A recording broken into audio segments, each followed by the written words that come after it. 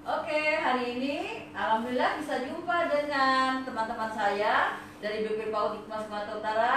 Kita bincang-bincang hari ini di channel Bunda Ulfa dan BP PAUD Hikmah Sumatera Utara. Nah, yang hadir di sini ada bunda-bunda cantik hari ini.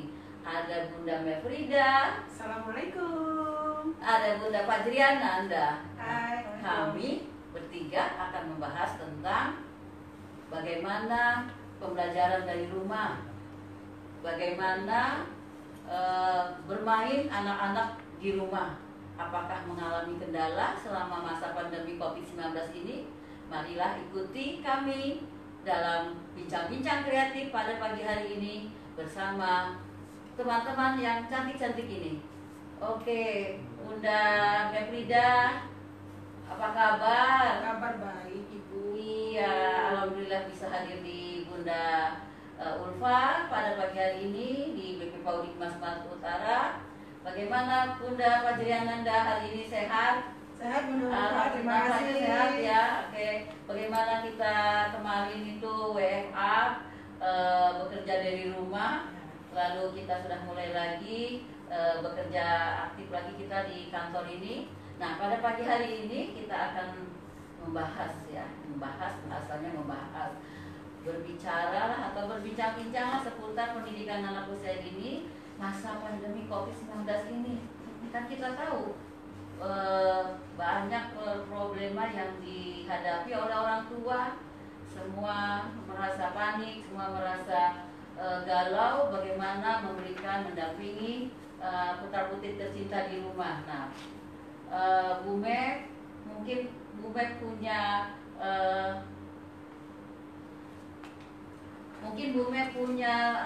konsep bagaimana sih menghadapi cara belajar di rumah bersama bunda-bundanya di rumah, anak-anak kita itu, supaya tetap tumbuh kembang anak kita normal pertumbuhannya terkait belajar di rumah ini, Bu Mep. Seperti apa, Bu Mep? Iya, baik nih Bu Ulfa, nih ada Bu Fajri nih. Ya Ibu, selama masa pandemi COVID-19 ini banyak permasalahan yang kita jumpain pada orang tua, terutama orang tua peserta didik kita, di mana anak-anak itu kan bermain. Banyak orang tua yang mengeluh, oh anak saya kok bermain, mengerecokin istilahnya. Padahal sebenarnya konsep bagi anak usia ini, bermain itu adalah belajar. Namun banyak orang tua yang tidak menyadari konsep itu. Jadi mereka merasa, oh anak saya, Bu Guru, ini anak saya ngerecokin, ini anak saya membongkar-bongkar. Padahal di sana pada saat dia membongkar-bongkar, pada saat dia bermain, disitulah dia sebenarnya belajar. Kan gitu ya kan Bu Fajri kan? Sebenarnya orang tua juga harus orang tua sebenarnya harus sedikit membuka hati sebenarnya, bahwa di dalam masa pandemi corona ini bukan hanya kita sebagai orang tua sebenarnya yang mengalami mengalami efek dari pandemi corona. Sebenarnya anak-anak juga yang biasanya mereka setiap pulang dari sekolah bisa bermain bersama teman-teman. Sekarang kan tidak lagi, semuanya harus di dalam rumah karena semuanya harus menjaga kesehatan, menjaga diri sendiri supaya tidak tertular virus COVID corona ini. Makanya sebenarnya memang orang tuanya yang harus memang ikutlah memberi kesempatan kepada anak sebenarnya, bahwa semua orang sedang mengalami kesusahan yang sama. Idealnya begitu ya, orang tua harus siap gitu. Nah, tapi kan kondisi ini semua kita nggak siap. Biasanya anak berangkat ke PAUD, berangkat ke tempat penitipan anak gitu kan. Nah, sekarang anak belajar di rumah.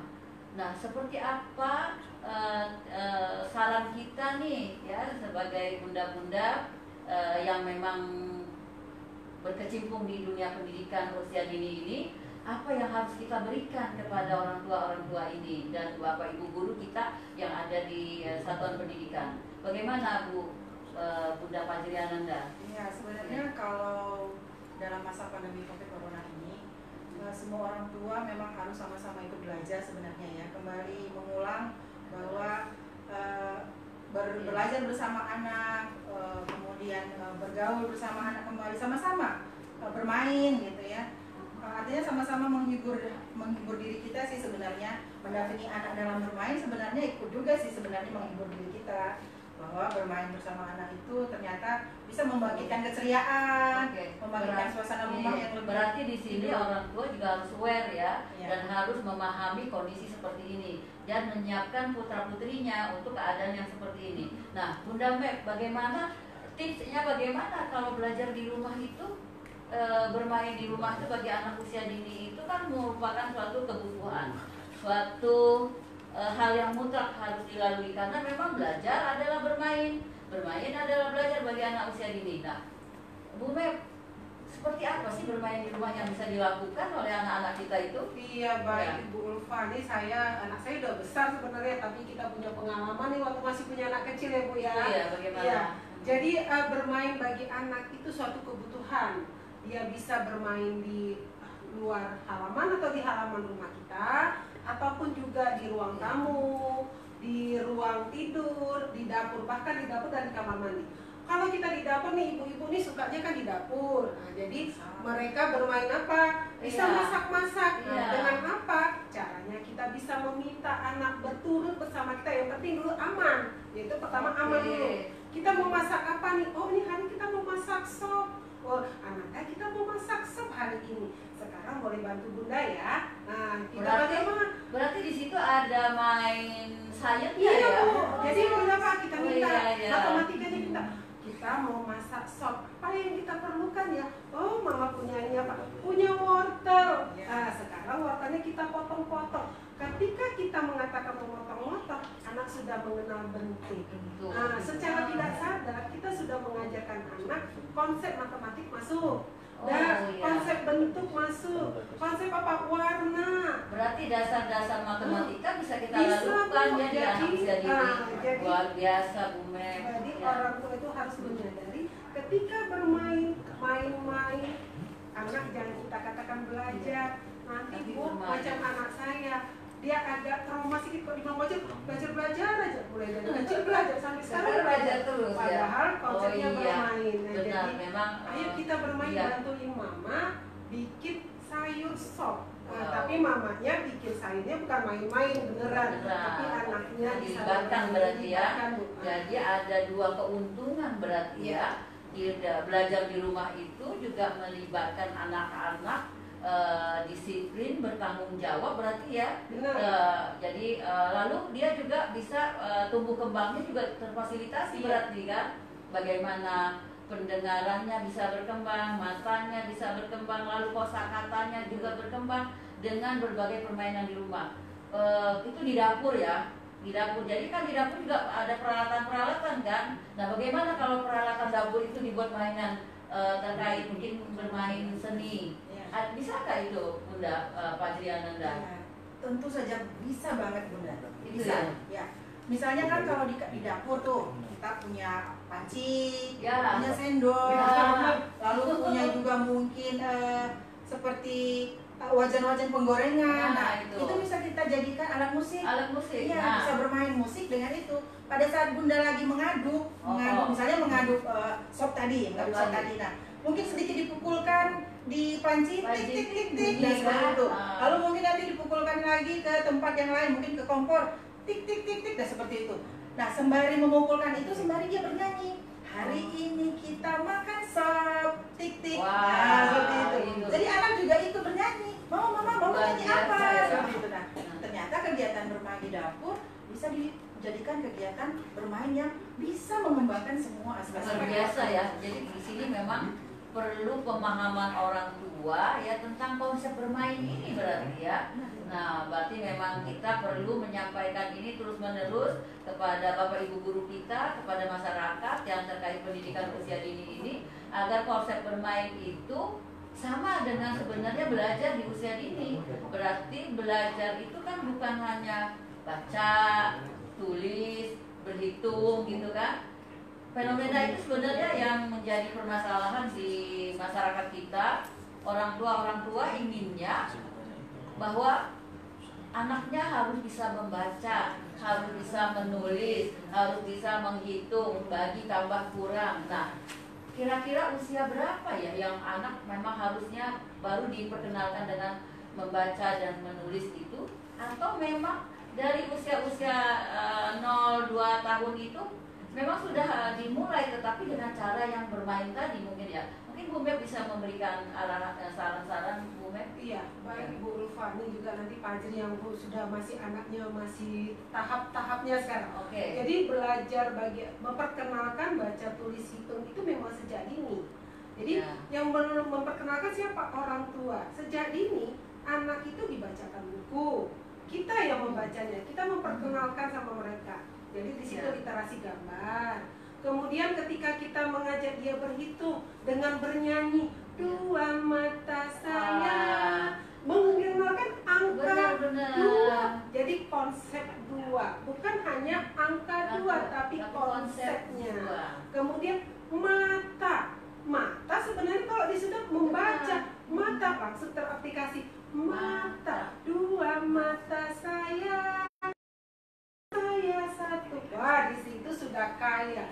Jadi literasi itu bukan hanya membaca, mengenal angka 1, 2, tapi konsepnya. Kemudian kalau belajar di rumah juga, ini mungkin digarisbawahi juga sama orang tua.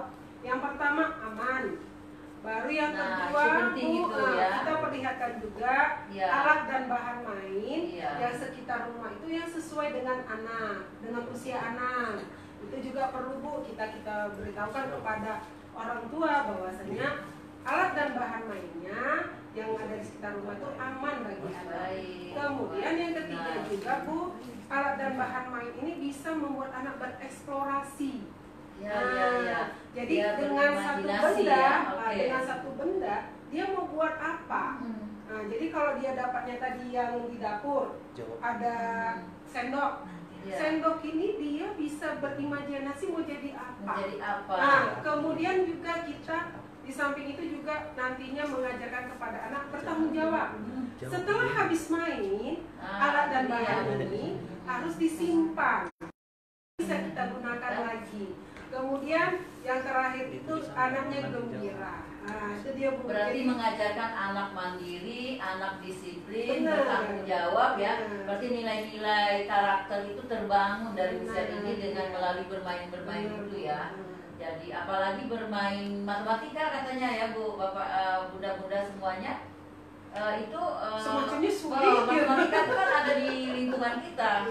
Bermain sains itu katanya kan gitu. Itu kan semua ada di lingkungan kita. Nah, jadi berarti anak masa untuk dia bisa dan bisa matematika yang lebih lanjut bertahap. Jadi jangan lagi bunda-bunda semuanya ya, yang teman-teman semua yang di luar, bahwa bermain di usia dini itu merupakan belajar. Belajar di usia dini itu merupakan bermain. Jadi di sini konsep bermain yang harus dipahami oleh ayah bunda, bapak ibu guru, dan kita semua orang-orang dewasa. Jangan melihat kalau anak itu sedang misalnya dia bermain di kota itu kan ada menggunakan pistol mainan ya, pistol mainan, pedang-pedang mainan, itu seolah-olah anak hanya lelah aja hasilnya, tetapi itu dia sedang berimajinasi, misalnya menjadi polisi gitu ya, dia sedang berimajinasi menjadi tentara gitu kan. Nah, itu merupakan proses dia tumbuh kembangnya melalui aktivitas-aktivitas bermain tersebut. Itu ya Bunda ya, iya, Bu. Setuju ya itu ya. Di samping itu Bu, dengan bermain itu juga aspek perkembangan anak berkembang. Jadi macam tadi Bu, dia main apa? Kita balik lagi tadi memakai peralatan yang ada di rumah. Mainan, ketika dia pukul-pukul ting ting ting ting, di samping dia itu kecerdasannya tentang seni, fisik motoriknya, apa dia? Ting ting ting ting.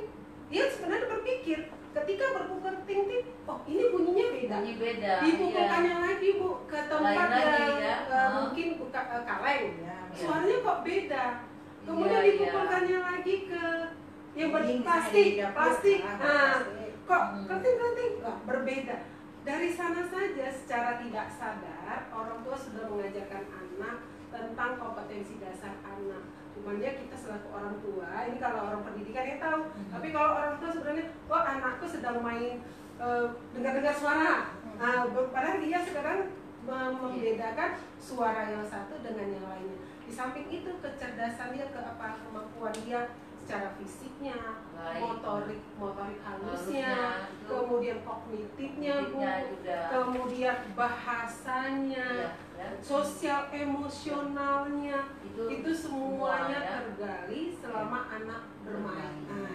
Dan sebenarnya juga Bunda, di dalam tahap untuk supaya anak bisa menulis, sebenarnya diawali dulu dengan persiapan bermain, mempersiapkan kekuatan buku jarinya, fisiknya ya. Ini motorik halus tangan ini sebelum anak mampu menulis, kita orang tua harus bantu dulu supaya berkembang. Seperti apa caranya? Mari libatkan anak misalnya kalau bermain tepung misalnya bunda di rumah mau buat kue bolu, atau misalnya kue yang tradisional deh, yang butuh memang adonan itu diremas ya, diadon sampai kalis. Kue bawang rupanya hobi kue bawang. Ajak anak untuk meremas tepung itu. Itu sebenarnya bukan sedang main-main anaknya, tapi bunda lagi membantu anak supaya otot tangannya ini benar-benar terbantu dulu, lentur, supaya nanti pada saat dia menggenggam alat tulis, menggenggam krayon, mungkin pada saat menggambar dia lebih gampang, lebih kuat tangannya. Atau mungkin kalau tidak buat kue, misalnya main peras-perasan, membantu bundanya masak bundanya masak, dia ikut memeras, walaupun kita beri dia semangkok kecil, mungkin dia ikut peras. Nah, sebenarnya di kegiatan itu kita lagi bantu dia supaya pintar nanti pegang alat tulis, yang tujuannya nanti bisa pandai nulis, pandai gambar, seperti itu. Jadi di sini berarti peran orang tua, peran orang dewasa yang ada di lingkungan anak tersebut, ya Pak Guru dan Bu Gurunya juga harus memberikan fasilitas, ruang dan kesempatan, ya berarti begitu kan? Karena itu kan anak harus didampingi ya, artinya saat bermain yang memang terpola, terkondisi, memang harus orang tua yang mendampingi. Begitu juga kalau dia anak bisa main sendiri, itu ya bisa kita lepas, artinya usia berapa anak-anak yang harus sudah bisa dilepas, mungkin 3-4 tahun itu sudah bisa bermain walaupun masih dalam lingkungan rumah ya, jadi didampingi. Nah oleh sebab itu di sini orang tua harus memiliki waktu. Dan kalau memang sayang sama anak-anaknya kan harus ada waktu dong, ya walaupun selama ini diserahkan ke sekolah, diserahkan ke PAUD-nya, diserahkan tempat penitipan anak, tapi tetap yang namanya pendidikan itu harus ada di dalam keluarga utamanya. Nah, pesan ini pun disampaikan oleh pandemi COVID-19. Kembalikan lagi pendidikan ke dalam rumah, kan gitu, ke ayah bundanya. Dan ini harus kita lakukan karena usia anak 0 sampai 6 tahun itu perkembangan fisik motoriknya, tumbuh kembangnya itu sampai 80%. Sampai 80% pertumbuhannya, dan ini nggak bisa diabaikan, dan ini nggak bisa diulang, ya kan? Nggak bisa diulang lagi, kecilkan lagi anaknya, nggak bisa, ya gitu kan? Nah, begitu juga di kondisi kita, di lingkungan kita, tidak ada workshop menjadi ayah, tidak ada workshop menjadi bunda, gitu kan? Artinya di sini memang kita harus belajar. Banyak belajar mandiri, banyak mencari informasi, apalagi zaman sekarang ya bunda-bunda ya, informasi itu banyak kita bisa dapatkan melalui teknologi, melalui media-media sosial, tapi bagaimana keinginan orang tua. Tentunya mungkin itu bukan tergantung pada tingkat pendidikan orang tua ya, bukan ya, bahwa pendidikan itu akan berhasil kalau pendidikan orang tuanya tinggi, tidak tergantung kan itu. Dengan kita juga kan punya mama-mama, punya nenek-nenek kan, mungkin lulusan sekolah rakyat, tapi mereka bisa mendidik anak-anaknya itu dengan yang memiliki karakter, memiliki sikap yang baik, dan juga menjadi orang-orang yang berarti di sini apa? Kasih sayang, ya. Kemudian ibu perhatian, kemudian kalau kita bandingkanin kita, kalau zamannya kita dulu orang tua kita tuh agak cerewet mulut. Ya kan Bu. Tapi bukan merepet ya. Bukan merepet Bu, dia mau bernyanyi. Tapi kalau sekarang mama-mama zaman sekarang, anaknya siom dikasih gadget. Padahal kalau seperti itu berpengaruh kepada otak. Jadi sinap-sinap ataupun yang namanya di otak anak ini, kalau kita bisa lihat banyak stimulasi timbun. Ibarat tanaman yang banyak itu subur. saling dikasih satu stimulasi saja, satu rangsangan dalam arti kasar dikasih gadget, anaknya satu, dia itu kan tumbuhnya sedikit. Tapi kalau dia dikasih yang banyak, seperti tadi Ibu, kita tahu ya, anak energinya banyak Bu, dan harus keluar. Kemana energi ini dikeluarkan kalau tidak dengan bermain? Kalau dia hanya duduk saja, nanti dia banyak penyakit obesitas selama masih kecil. Tapi kalau dia banyak energi, banyak keluar energinya, dia tidurnya nyenyak, makannya ada orang tua tinggal menyediakan asupan makanan yang jadi tumbuh kembangnya itu optimal. Optimal. Berarti memang perlu kesiapan orang tua ya. Dalam hal ini waktu dan pikirannya memberikan kesempatan kepada anak-anak untuk mengalaminya sendiri, ya kan. Kalau dia sering disuapin kan dia akhirnya tidak kreatif. Jadi harus mengalami semua itu ya, harus mengalami, sehingga anak-anak kita itu, anak-anak yang Indonesia ya, apalagi ini anak-anak usia dini itu udah zamannya generasi alfa. Yang tadi Bunda Mep tadi bilang gadget aneh, permasalahan Mep, Bunda Fajriana, bagaimana anak-anak tidak terpapar dengan gadget. Itu nanti waktu yang lain ya kita akan bincangkan. Nanti kita bersama-sama teman yang lain akan waktunya kita bagaimana supaya anak-anak tidak terpapar terkait Android, terkait gadget, terkait gawai yang memang sekarang ini memang sudah masanya ya. Kita tidak bisa lagi menghalangi, melarang. Yang penting bagaimana memberikan kesempatan anak untuk dia mengalami tumbuh kembang dan perkembangannya optimal ya. Baik, rasanya sudah hampir habis waktu kita. Senang sekali bisa berbincang-bincang dengan bunda-bunda cantik berdua ini. Mudah-mudahan tidak bosan hadir di rumah Bunda Ulfa ya. Dan kesempatan ini saya haturkan sekali lagi terima kasih atas masukan-masukan. Mudah-mudahan bermanfaat bagi Bapak Ibu semuanya, bagi ayah bunda ya. Semoga kita terus belajar, karena memang belajar yang terbaik adalah di Universitas Kehidupan.